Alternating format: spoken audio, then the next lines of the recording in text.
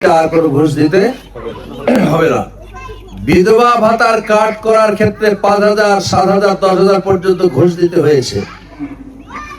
জামাত ইসলামী ক্ষমতায় গেলে বিধবা ভাতার কাট করার ক্ষেত্রে 1 টাকাও ঘুষ দিতে হবে না। প্রসূতিকালীন আপনি যে সেবা, এই সেবার সময় আপনাকে কোনো প্রকার হয়রানি করা হবে না, বরং বাংলাদেশ জামাত ইসলামীর স্থানীয় নেতৃবৃন্দ সহ আপনার সেবাদানের জন্য আমরা সদা সর্বদা প্রস্তুত থাকব। এইরকম একটি মানবিক বাংলাদেশ বিনির্মাণ করতে হবে।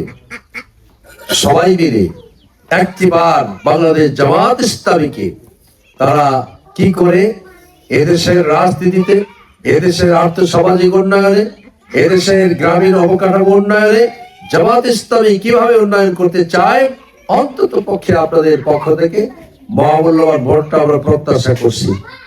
আমরা কি আশা করতে পারি ইনশাআল্লাহ যে আগামী দিনে আপনার পক্ষ থেকে ভোট দিয়ে এই টেপাখালী ইউনিয়ন এখন পর্যন্ত অনেক কাঁচা রাস্তা রয়েছে, অনেক জায়গায় জলাবদ্ধতা রয়েছে, বন্যার সময় পানি বের হওয়ার সম্ভাবনা থাকে না।